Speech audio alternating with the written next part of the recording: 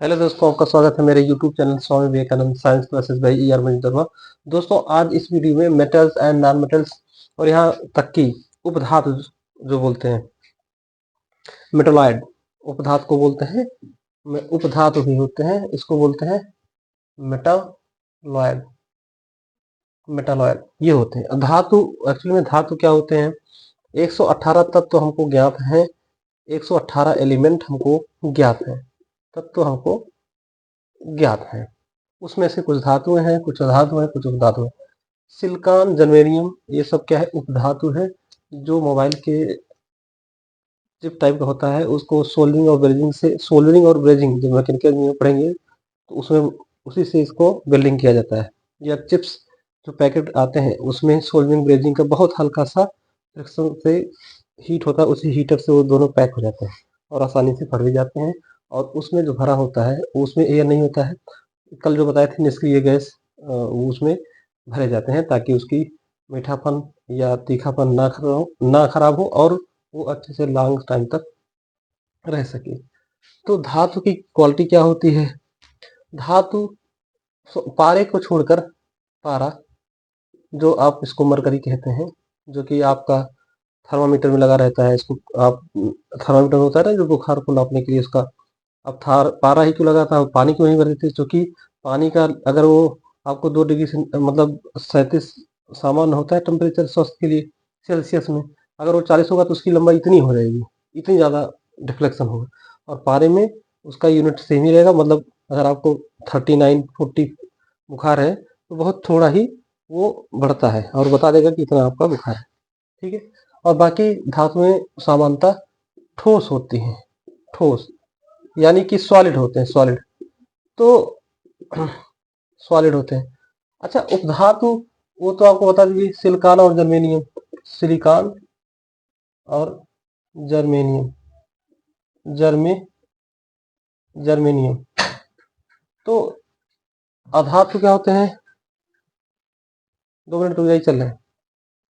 ठीक है, तो ये आपके हो गया। और ये आघात वर्धनीय होते हैं, यानी कि अगर ये धातु को, ये मोटा धातु है, इसको पीट पीट कर इसको वायर के रूप में कन्वर्ट कर लेते हैं। मोटी धातु को पीट करके इसको हिंदी में बोलते हैं आघात वर्धनीय हिंदी में। और इसको हम सब जो आप पढ़ेंगे डक्टिलिटी बोलते हैं, DUCTI, डक्टिलिटी बोलते हैं। ठीक है, डक्टिलिटी बोलते हैं। तो डक्टिलिटी होता क्या है कि उसको पीट करके हथौड़े मार के उसको पतला करेंगे, फिर इसको सीट के फॉर्म में कन्वर्ट करते हैं, जो कि मैकेनिकल इंजीनियर का बहुत बड़ा अच्छा ये चैप्टर है। आपको उसमें स्ट्रेंथ ऑफ मटेरियल और जब या मटेरियल साइंस से पढ़ाया जाता है तो उसमें ये डिटेल में बताया गया है। वो भी हम आगे करेंगे जब आप सबको प्यार मिलेगा। सब्सक्राइबर आप बढ़ाइए। अच्छा, और ये धातु होते हैं विद्युत के सुचालक होते हैं, विद्युत के सुचालक होते हैं, ऊष्मा के भी सुचालक होते हैं। और अधातु ये कुचालक होते हैं, होते हैं कुचालक होते हैं। और ये उपधातु में ये ना तो धातु से कम होते हैं लेकिन अधातु से ज्यादा अच्छे माने जाते हैं। वो थोड़े थोड़े उसमें होती है, बीच के होते हैं।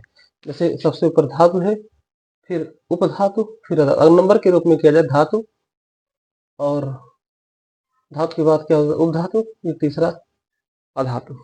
ठीक है, तो अधातु क्या होंगे? जाहिर सी बात है वो मैक्सिमम क्या होते हैं? वो सुचालक नहीं होंगे। सुचालक मतलब बेस्ट कंडक्टर, वो चाहे हीट के हो, चाहे वो हीट मतलब उसमें और लाइट दोनों के ही कुचालक होते हैं। या बैड कंडक्टर, कंडक्टर किस में जाता है ना? Bad conductor, CONDUCTOR। ठीक है, कठोरता सॉलिड ही रहेगा।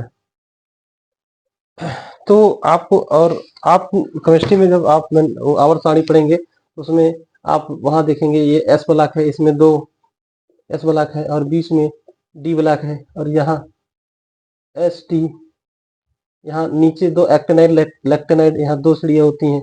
ये F ब्लॉक होता है और यहाँ P ब्लॉक होता है, यहाँ SDPF, एक एक्टेनाइड लेक्टेनाइड। वो हम जब और सारी पढ़ाएंगे तो पढ़ाएंगे। तो आज के लिए थोड़ा ही हमें आपको बताया धातु क्या होता है। अब इसके क्वथनांक गलनांक जाहिर सी बात धातु के ज्यादा होंगे, मेल्टिंग पॉइंट, बॉइलिंग पॉइंट, अधातु के उससे कम होंगे, उपधातु के उससे भी कम होंगे। तो वीडियो थोड़ा ही है, आप थोड़ा-थोड़ा पढ़ते रहें, नोट्स बनाते रहें और आपको ऐसे ही वीडियो मिलता रहे। लेकिन बहुत मेहनत करने के बाद ये सब कंटेंट तैयार होते हैं, आते हैं। आपको लगता होगा कि 10 मिनट में सर पढ़ा के खत्म, नहीं, उसके लिए प्लानिंग करना पड़ता है। तो दोस्तों, इसको ज़्यादा से ज़्यादा आप शेयर और सब्सक्राइब करें। धन्यवाद।